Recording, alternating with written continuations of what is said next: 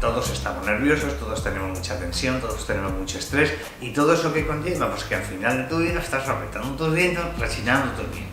Si todo encaja perfectamente bien y las fuerzas se reparten perfectamente bien, bueno, pues este sistema estomatognático no sufre, la articulación está bien, los músculos están bien, los dientes están bien. Pero si eso encaja mal, ¿qué pasa? Se empiezan a sobrecargar zonas.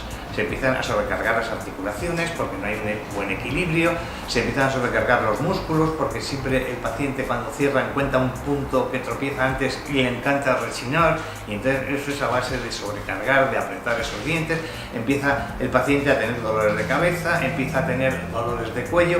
Daros cuenta que aquí tenemos dos articulaciones, una que es la cabeza y otra que es la mandíbula. Si tú quieres rechinar, pues el organismo lo que hace es que fija la cabeza para que tú rechines más fácil, y al fijar la cabeza lo que está haciendo es crear una sobrecarga sobre todos estos músculos del cuello.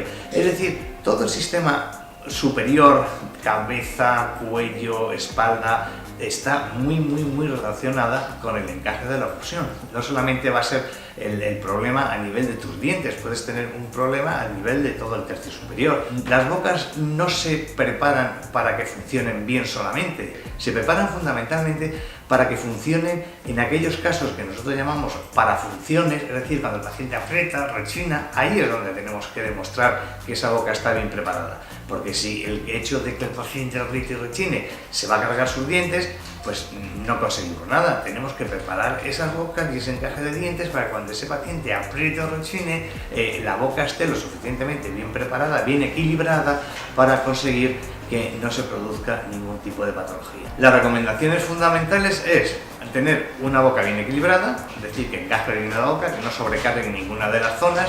Si tú rechinas mucho, ponerte algo para poder parar o frenar, o que cuando tú rechines no se produzca un roce de dos dientes, sino que se produzca un roce del diente de la mandíbula sobre una base de resina superior que colocamos, que se llaman las férulas.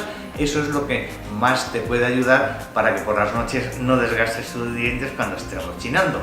Es decir, habrá que ponerse en manos de un especialista y ver qué es lo que te está ocurriendo en la boca si notas que se están empezando a desgastar esas piezas.